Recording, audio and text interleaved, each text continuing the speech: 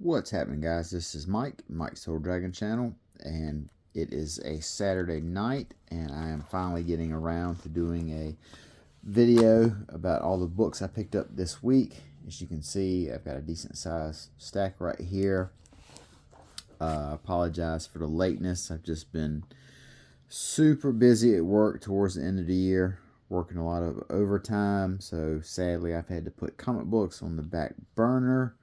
But however, I had a little bit of downtime tonight, so I wanted to go ahead and talk about all the pickups I had from this week at the shop. We'll start right here. We've got Undeadpool #1. This is another Age of Revelation tie-in, which, as I've said before, is basically a X-Men alternate reality, future timeline, or I should say possible timeline, and all these one-shots are really just exploring the world of the X-Men, this Age of Revelation that they're currently in, and that's what this Deadpool book is, just a look at that world's version of Deadpool. Tim Seeley is on it as far as writing it. He has done recently, he's done a couple miniseries for Marvel. Probably the Rogue is the last one I can think of that he's worked on.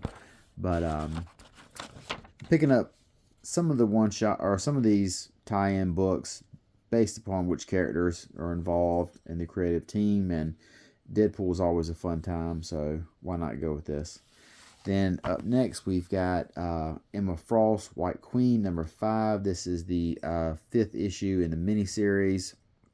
And as I've said before, it's been a really cool look at Emma Frost before she turned into a hero, back when she was really a villain and aligned with the Hellfire Club.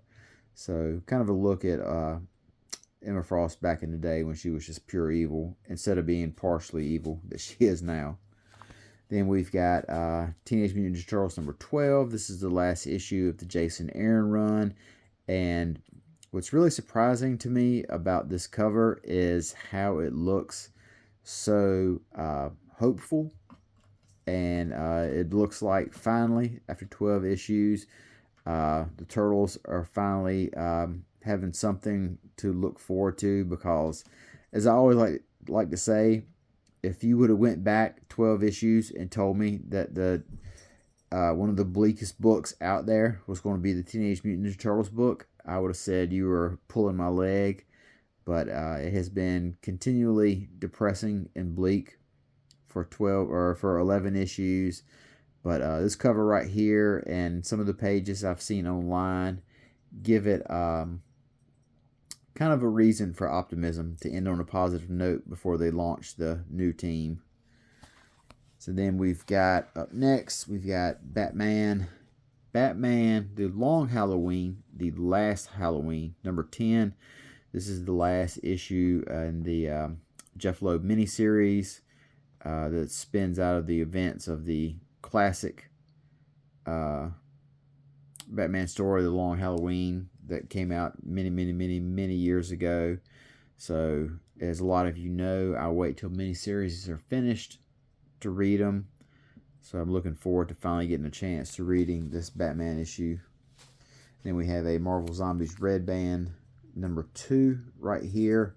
If you don't know, the Red Band books are basically books that are a lot more gory, violent, than what is in the Marvel main line of books. And they're polybagged and, have a lot more pages with gore and violence and everything. And that is probably the perfect way to tell a story with the Marvel Zombies. Then we have Predator Kills the Marvel Universe, issue #3. Benjamin Percy is the one who's been taking care of this book for not only just this book, but also the Predator versus the Marvel Universe. He's been writing all of those. And as you can see right here on the cover, we've got a Predator wearing the Weapon X helmet and having the blades out, looking a whole lot like Wolverine. So that's super cool. And Benjamin Percy, I'm a big fan of his. So I'm very excited to see how he. I think this is going to run for 5 issues. So I'm really interested in seeing how it turns out. Imperial by Jonathan Hickman. This wraps up with issue number 4 right here. I was not a very big fan of Marvel Cosmic, and I read the first issue of this, and it didn't particularly grab me, but I figured since this was only 4 issues, I could wait until it was finished and read all of it. So, I'm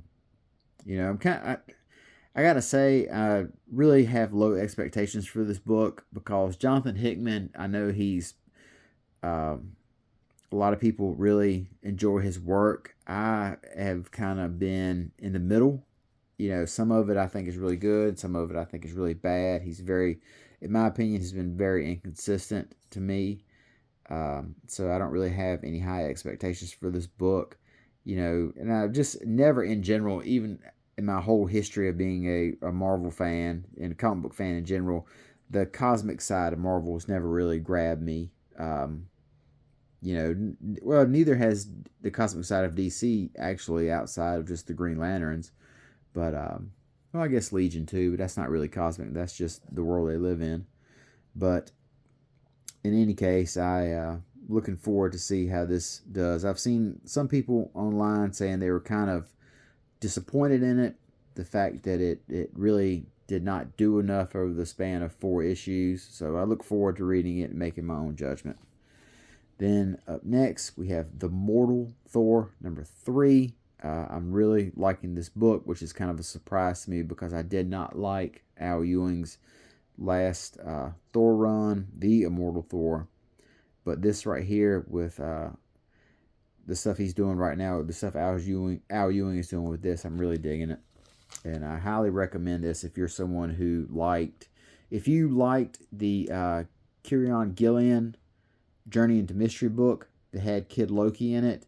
I recommend this. It's kind of along the same vibe, so if you like that, try this. Then we have Black Cat number 3 by G. Willow Wilson. And basically the gist of this book is Black Cat has decided to throw her hat into being a superhero, and it's kind of one of those books where she's working on being a superhero and kind of struggling to get the hang of it, which feels kind of weird because she's been tiptoeing between superhero and not really villain, but more of like just a straight up crook, for a very long time. So it feels like she shouldn't be working that hard to be a superhero, but if it was an easy job, it probably wouldn't be very fun to read. And then of course we have Absolute Batman Annual right here, the book that has been bouncing around all of social media like a beach ball at a Nickelback concert.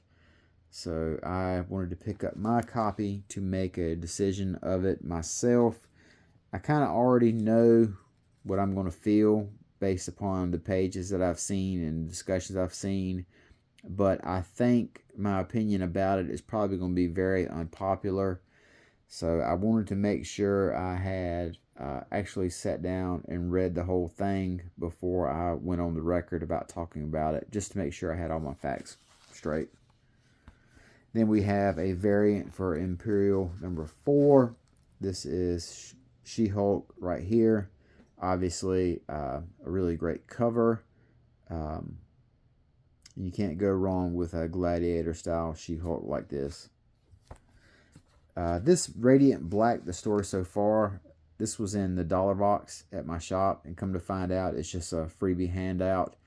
I have read a little bit of Radiant Black, and it seems kind of confusing, but I just picked this up. It's a real small, really it's not much more than a pamphlet, so to speak, so just be something to thumb through in case I ever want to jump into that world. I think it's called the Massive Verse. I could be mistaken about that.